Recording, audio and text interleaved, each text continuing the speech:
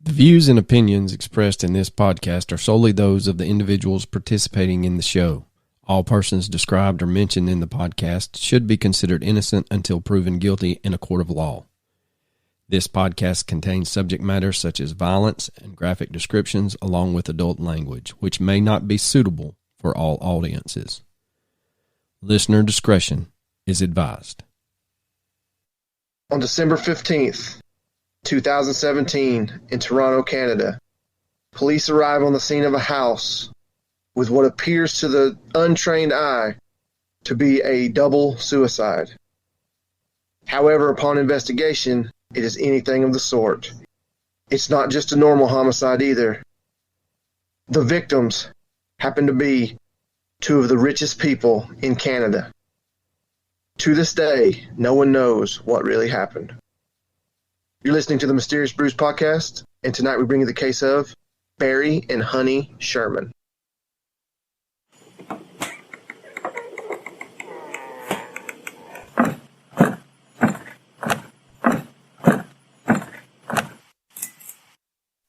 Police responded to a call. I was a medical. Canadian police are investigating the mysterious death of one of the nation's wealthiest couples, found dead at their mansion in Toronto. The circumstances of their death appear suspicious, and we are treating it that way. The bodies of 75-year-old billionaire Barry Sherman and his wife Honey were found Friday. The Globe and Mail reports their bodies were found hanging from a railing on the edge of a basement swimming pool, and they say police are investigating a possible murder-suicide. The couple had recently listed their home for sale for nearly $5.4 million. And according to media reports, Welcome to a deep, dark, dank, moist basement somewhere in the bowels of Georgia. Well, Coach, I think today kind of ends our triple-digit heat wave. I mean, it's going to get back. I hope so. Just in time for me to go back to work tomorrow. Yeah, I was going to say. Considering I have done nothing this entire summer to prepare for the school year, I was hoping and praying that I would get a lot of time during my week-long pre-planning to get my classroom ready, to get my lesson plans ready, get everything ready. Hopeful thinking. Check my school email today. Hey, is this your first rodeo? It ain't. You know better. But I figured I'd get a little bit of time, just a little. Not only that, not only are we in meetings and training the entire week, I found out today that I am training people on Tuesday and Wednesday. Did not know that. Total of 4 hours each day. I'm going to be the facilitator for a training. I didn't know that. You would think they would let the trainer know that kind of information. She mentioned it, that we were going to try, but never confirmed. But it's confirmed. I got to teach people how to lay their hands on students without hurting them. Yeah. So the new catchphrase that I've noticed this educational year is we're going to give you some of your time back if this meeting ends early. Give you some time back. How about you cut these meetings in half? And I saw a great thing today. It said, it showed the dumpster that's on fire floating down the road, and it says, watching the administration whose project they just presented to the entire school go up in flames with one question from a faculty member. Yeah.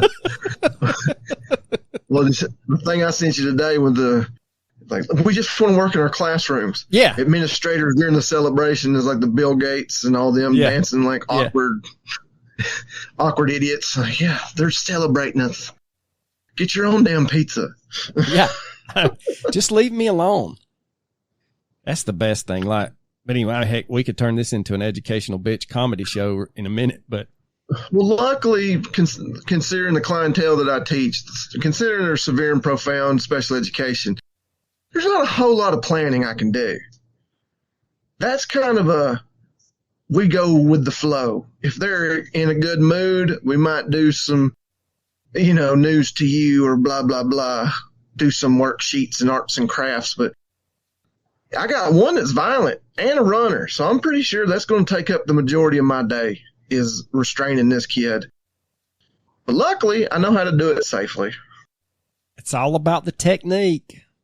Oh yeah, the quote unquote mindset training. That's right, baby. That's right. But anyway. Okay, so let's do something relaxing and talk about murder. Yeah, man, let's get into it. Get my mind off this work stuff.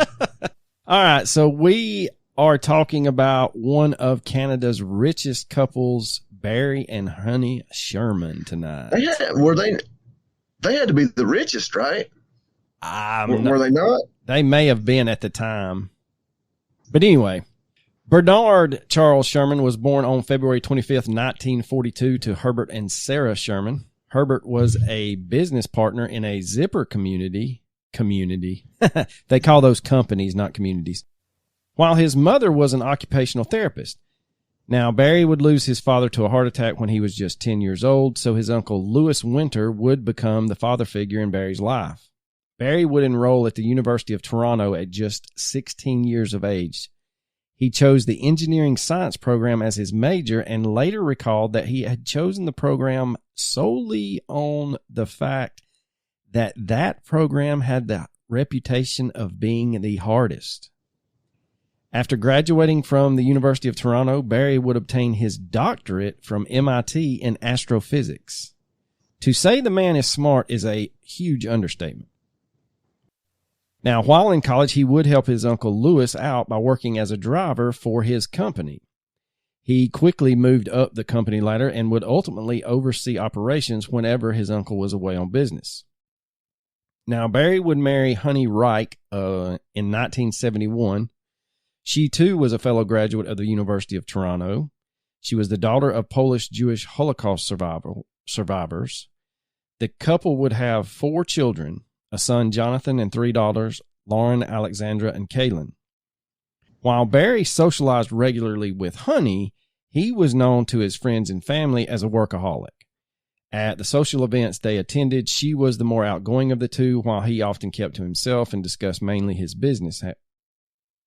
The Sherman family frequented a ski club on winter weekends, but while Honey and the children hit the trails, Barry would remain in the lodge poring over his work documents. Now, even as his wealth began to grow, Barry drove his cars until they reached an advanced state of disrepair, as one news article put it. Basically, he drove it till the wheels fell off. And a friend worried that one of his vehicles was so bad, a Ford Mustang, that it was leaking carbon monoxide into the passenger compartment. So for his 50th birthday, Honey gave him a red sports car with a bow on it in front of all of his friends that had attended a party she had thrown. Man, I wish somebody would do that for me. Yeah, me too. Well, being the, I guess, brilliant, non-social person that Barry was, he simply turned around and said, "You're going to have to take that back. I've got a car." And she did. So in 1924, Lewis Lloyd Winter, Barry's uncle, opened a company where he would process blood and pregnancy tests in Toronto and soon found himself with more work than one man could handle. He would branch out from the medical testing field and noticed that prescription drugs were too expensive for the average person. So he decided to start a generic drug company to help lower the cost.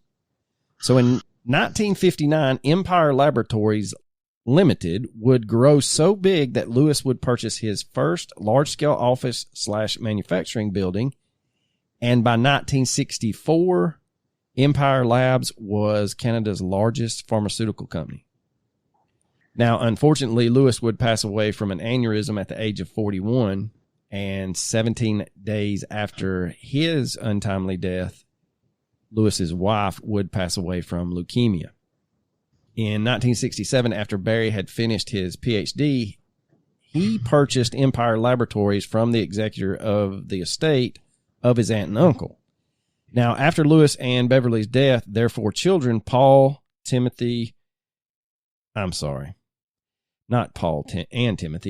Paul, Timothy, Jeffrey, Andrew, Carrie, Joel, Dexter, and Dana Charles were left orphaned.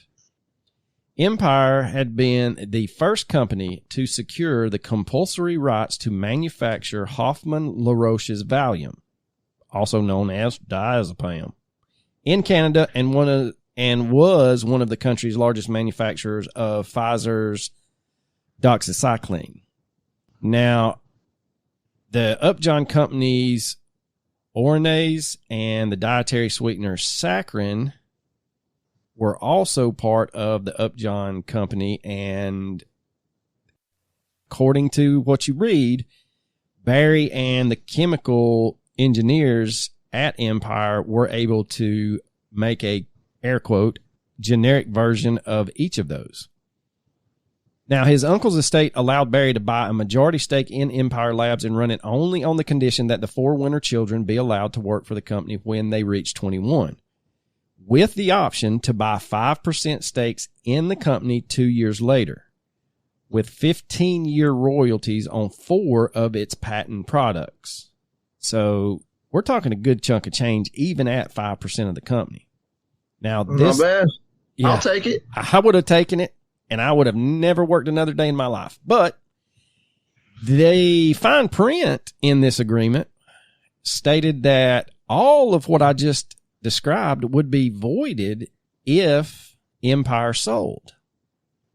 And wouldn't you know it, in 1969, Empire sold. Barry had crafted a deal to swap shares with Empire's largest customer that put the customer in control of the company. So in 1970, he invested in the American firm Bar Labs with U.S.-based partners. Barry would soon become its largest shareholder and would ultimately serve as Bar Labs president. He would eventually control a third of Bar Labs stock. Now, Bar Labs would win the first rights to manufacture a generic version of Lilly's Prozac. In January 1972, Barry and Ulster Limited sold Empire to the Quebec-based Canadian operations of publicly traded International Chemical and Nuclear Corporation of California for 57,000 shares of the pharmaceutical company Valiant. This was the transaction that voided the arrangement with his uncle's estate. A year later, Sherman stated, I can't read either. Barry would start Apotex a year later with a former Empire friend, and they said a handful of former Empire personnel. They would incorporate Apotex in 1974. It was the privately owned and Barry Sherman controlled company that became Canada's largest domestic pharmaceutical manufacturer. Now, Barry also became involved in nutraceutical manufacturing and other businesses, founding the National Institute of Nutrition, and with his partner Richard Kashenberg, he would sell this National Institute of Nutrition to Schiff Labs and continued to build the portfolio at Apotex. Now, by 2016, Apotex employed over 10,000 people, and as one of Canada's largest drug manufacturers, it sold over 260 different products in 115 countries. Revenues were approximately just a measly $1.5 billion annually.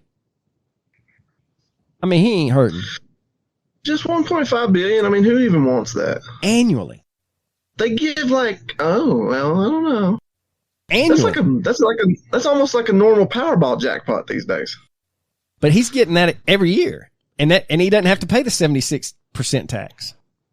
Yeah, I love that when it was when somebody won it, and they were like, "Congratulations to the federal government for winning the $757 million jackpot." You're right. It is unbelievable how much you pay in taxes, man. Now, after that, they better ever come to me with their hand out. Never, ever. Now, Barry did have a reputation, and depending on how you knew Barry is whether you liked him or not. To say his reputation was mixed was a understatement, and the National Post had actually called him a person with, quote, two legacies. Now, Barry and Honey were described by Toronto Mayor John Tory as, quote, good, kind people, and he was widely praised for his philanthropic giving. The couple would donate a record $50 million to the United Jewish Appeal and other Jewish charities, despite the fact that Barry was a self-proclaimed atheist. And they made I'm just saying, if you're not giving away money, if you got that much money and you're not charitable, then fuck you. Well, I'm looking at you, Walton family. That's true. They don't give away. All of them. There's not a single Walton family member that gives any money to charity. Prove me wrong, people. Don't shop at Walmart. Sidebar, when I was a fledgling softball coach, I wrote a letter to Sam's Club to try and get some money donated so we could upgrade that cow pasture we played on. And they graciously gave me $75. I was like, yep, this will buy some Cokes for the year. Get me a big Gatorade cooler. But anyway, now they made a big deal out of Barry donating all this money to the Jewish cause because he was an atheist. And it's not really that big a deal. His wife was first generation removed Holocaust survivor. I think she was actually born in a liberated Holocaust camp. So, damn. Yeah, I mean, it's not, I don't know. They just made a huge deal out of it. And I'm like, dude, he loves his wife. Let him give what he wants to. But anyway, now on the other hand, Morton Schulman, a physician and former member of the Ontario Parliament, who later in his life would fight Barry over drug developments, called him, quote, the only person I have ever met with that had no redeeming features whatsoever, end quote. A Bloomberg writer stated that some rival generic drug company executives used, quote, unprintable language to describe Barry Sherman. University of Ottawa law professor Amir Atan described Sherman as a, quote, deplorable human being in reference to his business practices, claiming that he gouged Canadians with high drug prices. Quote, Canadians pay more for generic drugs than almost every other country. He sought to manipulate our system and enrich himself and impoverish Canadian patients who use his drugs, end quote. The law professor would go on to accuse Barry of crossing ethical lines concerning the intellectual property rights to, quote, fight as many as 100 battles at a time in court to challenge drug patents and make way for Apotex generic prescriptions, end quote. With little end benefit to the consumers, according to Amir Atan. By contrast, Barry saw Apotex as a force for good, saying, if we were thieves, we would be Robin Hoods, end quote. Now, as told in Jeffrey Robinson's 2001 book, Prescription Games, Money, Ego, and Power Inside the Pharmaceutical Industry, Barry himself acknowledged the long-running conflict between Apotex and the major pharmaceutical companies over drug patents, saying, quote, the branded drug companies hate us. They have private investigators on us all the time. The thought once came to my mind, why didn't they just hire someone to knock me off, end quote. Now, private investigators working for the German company Bayer AG, one of the world's largest drug companies, reportedly considered planting illegal drugs in Barry's car during an operation to lure Apotex employees into informing on whether the company was knowingly infringing on Bayer's patents. Now, Barry was not shy of suing for anything and everything. Apotex was one of the few Canadian companies that would respond to adverse regulatory decisions by suing the government themselves. By 2017, the company had filed an estimated 1,200 cases against the government in federal court. A spokesman for Health Canada, named as a defendant in dozens of Apotex suits, claimed and complained that the company's litigiousness had cost Canadian taxpayers millions of dollars in legal fees. Quote, it was intimidating to come back from lunch and find an urgent memo on your desk saying you've got to get over to federal court because Sherman was at it again, recalled Michelle Briel Edwards, former Health Canada head of drug regulations. Yeah, he's at it again. You got to go to federal court. Yeah. Again? He sued the federal government 1,200 times. 1,200 times. Please. Yeah. She would go on to say he quickly demonstrated that, in fact, you can bully the government and you can intimidate the government, end quote. Now, one of Apotex's lawsuits over the company's application to make a generic version of the antidepressant trazodone took 30 years. Hey, I take that. 30 years it was in federal courts. And they ultimately, the Federal Court of Appeal would rule that the government had mishandled the evidence and it was kicked out after 30 years. Barry himself once told employees that Apotex was primarily a legal company that sold medication on the side. Quote, he was a billionaire driven to litigation less by money than something more primal, a sense of righteousness, certitude that propelled him to prevail at any cost, end quote. Now, competitors and regulators were not the only targets of Apotex litigation. In the 1990s, following an extension of patents that made generic drugs less profitable to produce, the company began exploring making branded drugs of its own. One of them was deferoprone, a potential treatment for the blood disorder thalassemia. Or thalassemia. I don't even fucking know. Whatever. Come on, bro. It's a blood disorder. Anyway, trials were overseen by the University of Toronto hematologist Dr. Nancy Oliveri at the Hospital for Sick Children in Toronto. By 1998, Oliveri had serious concerns as to whether the drug was effective or even safe and broke a confidentiality agreement with Apotex to publish her findings. Is that seriously the name of the place? Yeah. The Hospital for Sick Children? Yep. That's the name of it? Yep. Come on, Canada. Get more creative. Shit. I don't know. Well, at least you know where to take them. Well, that's true. I've got a sick kid. Have you tried the hospital for sick children? Yeah. I'm thinking you might want to go over there. Yeah. Now, Apotex would respond by attempting to damage Oliveri's reputation and filing a lawsuit. The University of Toronto took the company's side rather than risk the loss of a $20 million donation for a planned research center and removed Oliveri from her position as head of research program on hemoglobin disorders. Eventually, she would regain her position after years of her own litigation. The incident helped inspire John Le Carré's novel, The Constant Gardener.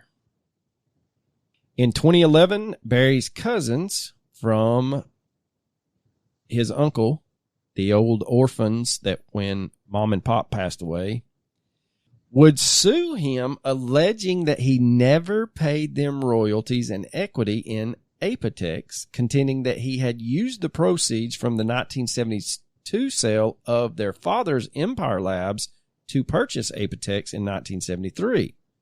The cousins were seeking a 20% interest combined in Apotex or damages of $1 billion. Barry responded by withdrawing millions of dollars in financial assistance to his cousins that he had continuously gave them.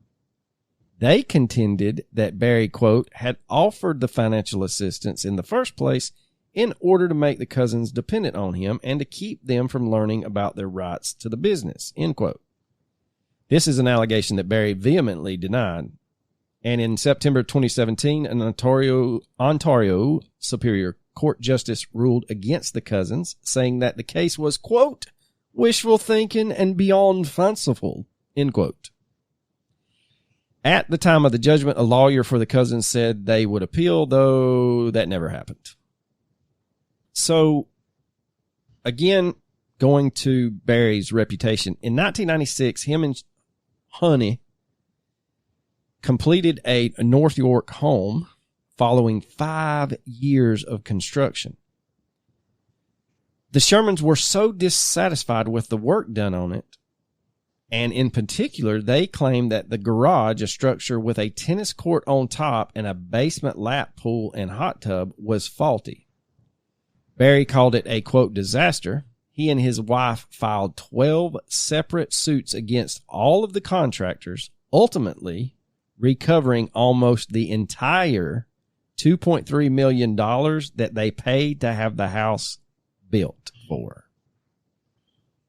I mean, the man's not afraid to sue the shit out of anybody. Clearly not.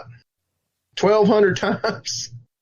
And he must have liked the free food at court or something. Maybe they had a good salad bar. He liked that courtroom coffee that you can chew on. Yeah.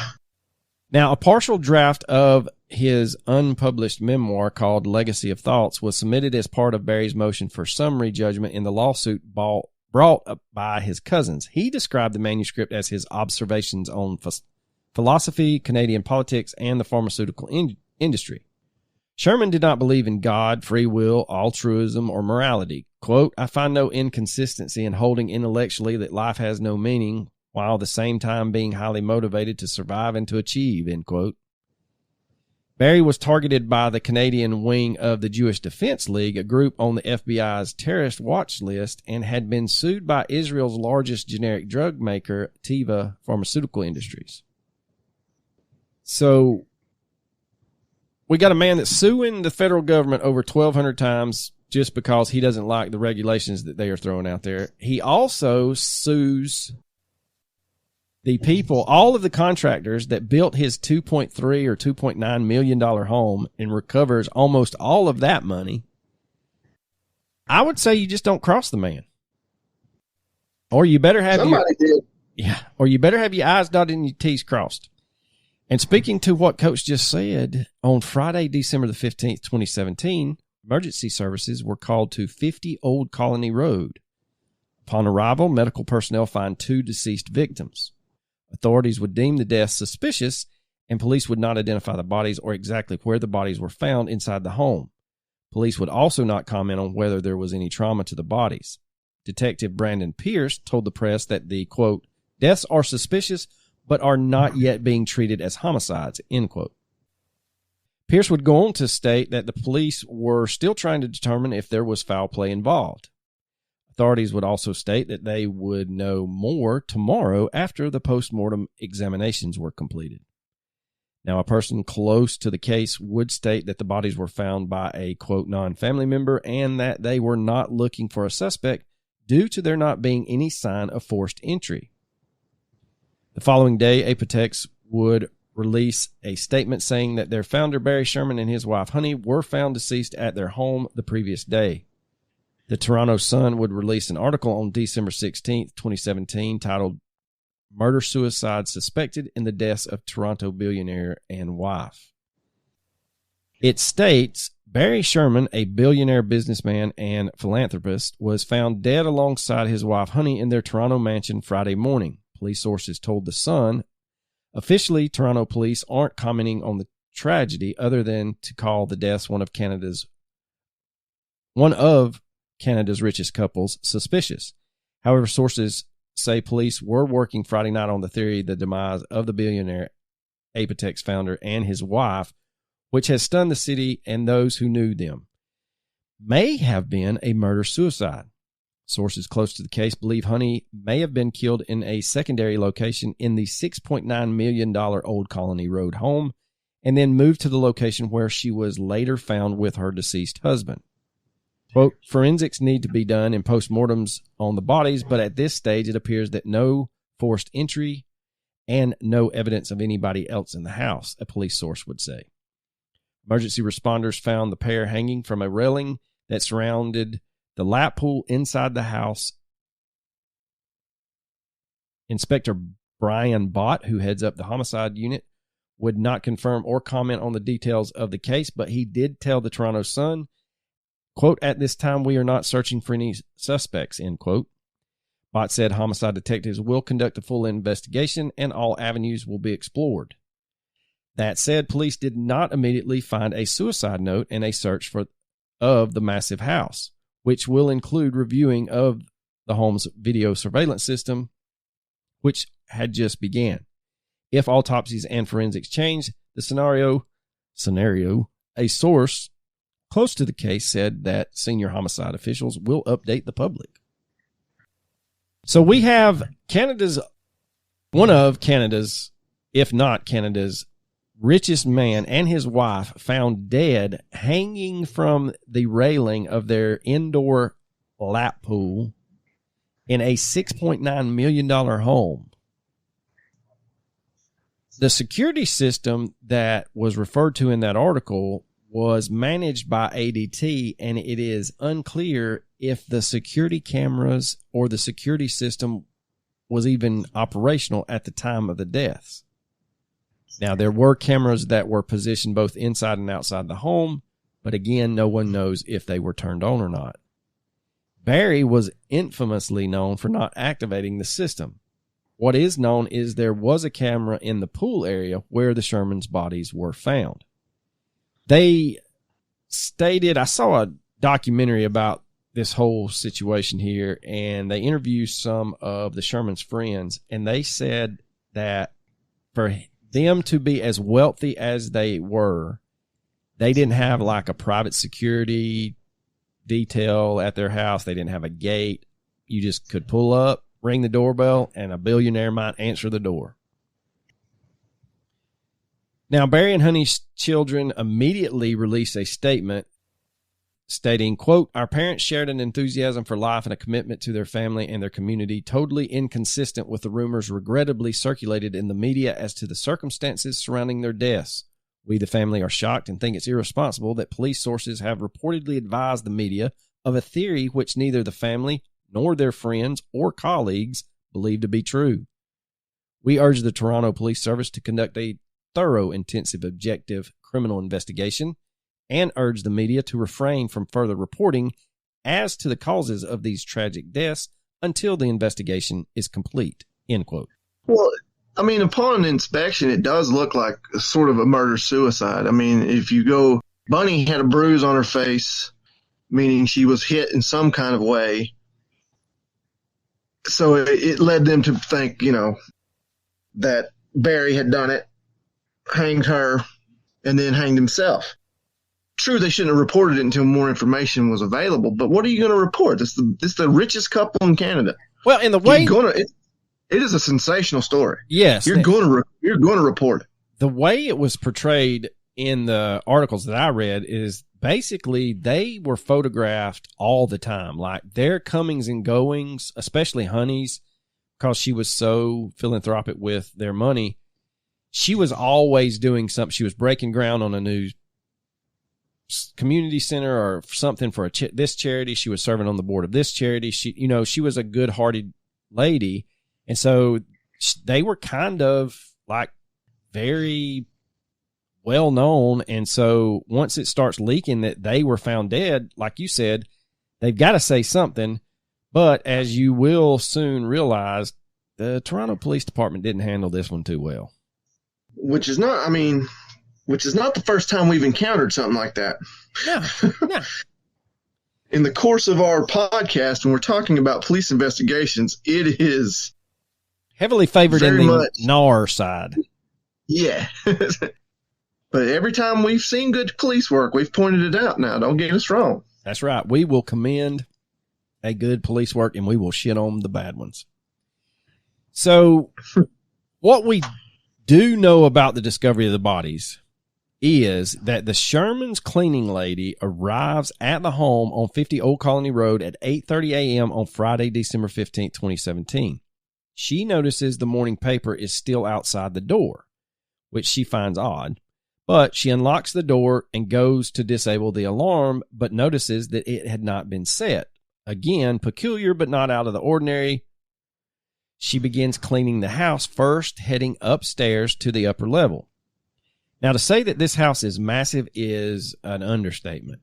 Both the upper floor and the main floor combined have an estimated square footage of just over 3,600. Like, that's almost 3 of my house.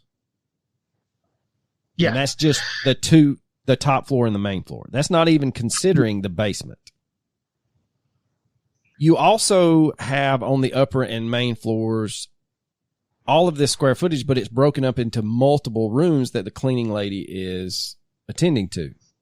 Both the upper floor, around the time that the cleaning lady starts her cleaning upstairs, the Sherman's gardener shows up to water the plants that Barry and Honey have inside their home. And everybody made a big deal. Well, they've got a gardener coming in December. Well, from the pictures that you can see of this house, they had massive plants everywhere. And so once a week, yes, their gardener would show up and make sure to water and fertilize and trim and whatever they needed to do to all of the houseplants in this massive home. Now, next, the real estate agent that worked for the Shermans arrives to show the home to some potential buyers. The home is listed for just $6.9 million. And another real estate agent arrives with a wealthy couple who are interested. Did you say just? Yeah. 6.9 million just? Yeah, it's just a little pocket change. That's just more than I'll ever make in my entire lifetime of working, but, whatever. Yeah. I mean, the numbers in this story boggle my mind. I mean, we'll get to it, and you think 6.9 is going to be something. You just hold on there, bub. Oh. So another real estate agent arrives with a wealthy couple, and this couple is interested in purchasing the Sherman home. Now, the two potential buyers and the two real estate agents begin touring the home first upstairs, and then they proceed down to the main floor, and ultimately they head downstairs to the basement, where the underground pool is at. Once on the lower floor, the real estate agent opens the door to the hallway leading to the pool and looks down, and she sees a pair of driving gloves and the home inspection report she had asked Barry for. She picks up the gloves and the report and leads the other agent and the two clients down the hallway to the swimming pool room door. As she enters the pool room, she notices that the overhead lights are not on, but the lights in the pool are, which gives it an eerie blue glow. As she is reaching to turn on the overhead lights, she glances to the far end of the pool and notices Barry and Honey sitting in an odd position. At first, she thinks, quote, "Are they doing some sort of yoga?" End quote. But quickly, yeah. Yeah, it's. I'm sorry to laugh at that, but yeah, that's kind of. They're in their 70s. Yeah, they're not down there doing yoga. They're not down there doing yoga next to the pool.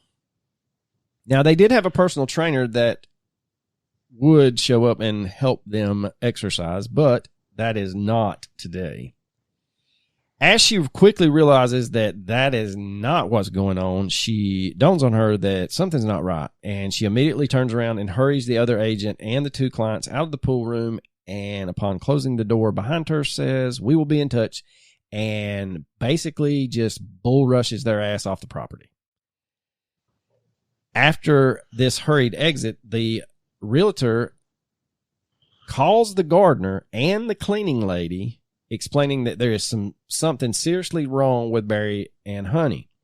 So the gardener goes into the swimming pool room to check on Barry and Honey, and as she approaches, she notices that they're dead. And the gardener comes out, tells the realtor to call emergency services, and so the bodies were initially discovered at 11 a.m., and the call to emergency services didn't occur until 11:43 a.m. Now, there are a couple of articles out there that state that the real estate agent called someone before she called 911 to seek advice on what she should do. I don't know. No one knows who she called. No one knows what kind of advice she was seeking. But if you find two dead people in a house you're showing, I'm pretty sure, even if they are pretty famous and wealthy, you call emergency services. But that's just me. So the Sherman's family gather at the oldest daughter's house, Alexandra's, on the evening of December 15th, 2017, trying to make sense of the news that the police are treating the case as a murder-suicide. The other daughter, Lauren, was currently in Mexico and is trying to catch a direct flight back to Toronto. And Honey's sister, Mary, was in Florida when she received the news and immediately charters a private plane and arrives at Alexandra's home. Barry's second in command at Apotex, Jack Kay, is present, and eventually everyone begins trying to think of the last time they spoke to either Barry or Honey. Now, Jack says that he had exchanged emails with Barry on Wednesday, December 13th, around 8:23 p.m. The rest of the family realizes that Honey was supposed to be at a board meeting for one of the charities that she served on the morning of Thursday, December 14th, but she did not show up for the meeting. And then Jack makes some phone calls and realizes that Barry never came into work on Thursday, December the 14th. All of the children began looking at their phones and realized that there had been no texts or emails from Barry or Honey, and it is at this point no one can remember speaking to them on Thursday, December the 14th. What is quickly realized is that Honey and Barry were both last seen at the Apotex offices on Wednesday evening, where they met with architects who were designing their new home. Honey would leave that meeting around 5 p.m., and at the time, it was theorized that she was heading straight home without making any stops. Now, Barry's departure time was a little more hazy. Some would state that he could have left as early as 6:30 p.m. or as late as 8:45 p.m. The latter time seems more consistent because, remember, Jack said that he received an email reply at 8:23 p.m. Approximately 8 hours after the discovery of Barry and Honey's bodies, a detective from the homicide squad of the Toronto police arrives at Alexandra's home, basically walks in and says they have no information, and as soon as they do, they'll be in touch, and turns around.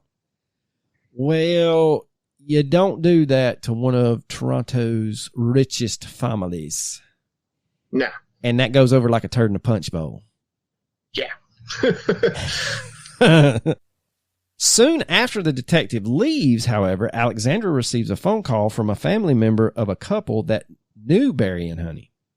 They were mysteriously murdered in Hallandale Beach, Florida in 2013. They are Rochelle Wise and Donnie Pekoski.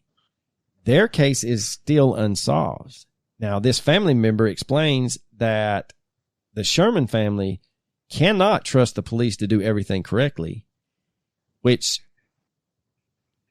combine that with the cold approach that they just encountered from the detective, you got the beginnings of them wanting to start their own investigation.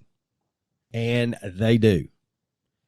On Sunday, December 17th, police come out with a one-line statement after the conclusion of the autopsies on the Shermans. Quote, autopsy results revealed the cause of death for both Honey and Barry are ligature neck compression, end quote.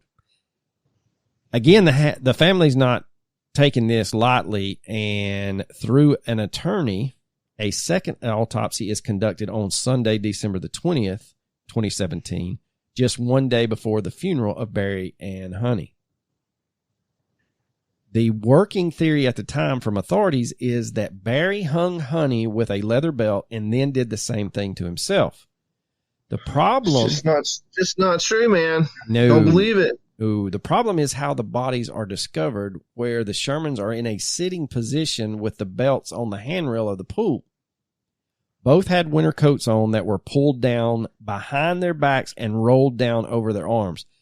The way that it was described is, think of having a winter coat on and then someone taking your coat off, rolling it down as they're taking it off, and then stops right below the elbows where it's kind of binding you or keeping your hands in that position.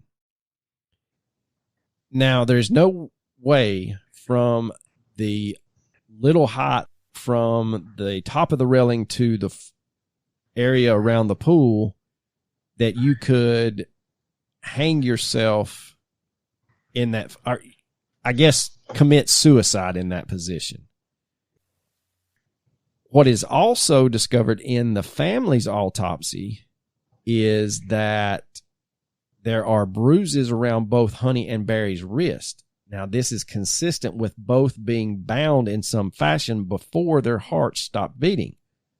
But there were no bindings located at the crime scene. Theories have said that they could have been flex cuffs, zip ties, or anything that was easily taken with the murderer or murderers. Now, toxicology reports on both Honey and Barry state that there were no drugs found in their system that would have contributed to their deaths. At the conclusion of the second autopsies by the family, the pathologist concludes that both Barry and Honey were murdered. Not only were they murdered, but their bodies had been posed to make a statement. Both Barry and Honey were in a seated position with their backs to the pool, with men's belts around their necks, with the end of the belt through the buckle and pulled tight. The free end of each belt was then looped or tied to the low railing around the pool, thus suspending their bodies off the floor so that it would appear as if they were in a reclined sitting position. Now, it takes authorities over a week from when the family released to the press that the Shermans were murdered for the police to hold a press conference confirming the same thing. 6 weeks after the bodies are found is when authorities begin the process of treating the case as a double homicide. So Keystone Cops is being nice in this situation. I'm sorry, it was not 6 weeks. It was 6 days. Police would state that they had a list of people who had access to the Sherman home, as well as a list of people who had toured the home with real estate agents. Now, there was a big deal in the papers and some of the videos I watched about who had access to the Dropbox for the real estate agent, the agencies to come in and show the house. But according to authorities, they had checked all of those people out and cleared all of them. Well, maybe they missed something. Maybe it was them. Maybe it was the Keystone Cops themselves. I'm just saying, isn't that when you're about to sell a $6.7 million house, doesn't it make sense just to murder the people? Yeah, yeah. Doesn't that happen all the time? Yeah. That's a good way to get your commission. Exactly. You're 30%. That's just chump change on that kind of house. So, ladies and gentlemen, that is going to conclude part 1. Yes, those are the words that Coach hates to hear, but we are busting this bad boy up into 2 parts because by the time I finished reading my notes and us discussing the case and going through the theories and the list of suspects, you would have to pull the... I dislike 2-parters, but I also dislike 3.5-hour podcasts. That's right. So with that, we are going to come back next week with all of the juicy bits on the couple of working theories out there. Also some suspects that have been named, along with a wonderful recommendation that I will make next week. And since I'm doing a recommendation next week, Coach does not have to do his recommendation. So mark this down. This may be the first time we do not recommend shit. So we've got part 2. The only thing I really had time for, my girlfriend got me watching Dexter, and I just don't know if it's worth recommending. So I'm going to save it till next week. The first season I thought was good. The second and third season are really good. Now, the season with John Lithgow is amazing. He is an evil... See, that's the thing. That's what I heard is like the first 3 seasons are really good, and the 4th season's amazing, but then it falls apart after that. I am almost done with the 3rd season, and I'm like, when's this going to get good? But I'm holding out for the 4th season because I know John Lithgow did a great job. He did. He's an evil son of a bitch in that one. Yeah, that's what I'm saying, because I want to see that. So I'm going to finish 3rd season, watch the 4th, and then I'll make a decision. Well, we just lied. Hell, I'll go ahead and give you one too. Righteous Gemstones. Righteous Gemstones on Max or HBO or whatever the fuck they're calling themselves these days. You just now seeing that? No. What I'm trying to say is the reason I'm recommending it is if you are a Justified fan and you are going through Boyd Crowder withdrawals, Yeah, Baby Billy. Uncle Baby Billy. They're totally two different characters, but dude, What season are you on? I'm only halfway through the first season. Oh, he gets better and better. I know. He definitely pulls that show. I see all the TikTok videos, so there you go. I will say this, and I've recommended them before. I love Danny McBride, but Walton Goggins makes that show. That show. Yeah. Uncle Baby Billy. Uncle Baby Billy. Well, damn, boy, I didn't know you was going to hit that hard. Five Wits Brewing in Chattanooga, if you ever get a chance to go up there. People, I got a chance to talk to one of the assistant brewers this weekend because, yes, I went back up there for the third straight weekend. And they are phenomenal. Phenomenal, man. It's a great experience. They're great people, down to earth. So if you get a chance, visit them at the old Community Pie in Chattanooga, right there at Hamilton Place. They are in the old Chicago pizza building, right next to the movie theater. Well, Coach 'em, you got anything else? You know I don't. Deuces.